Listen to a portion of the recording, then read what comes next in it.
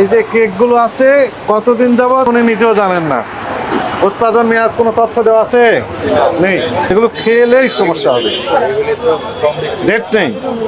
উৎপাদন মেয়াদ দেননি কেন? ভালো থাকে। এটা 3 দিন ভালো থাকে। কোন 3 দিন?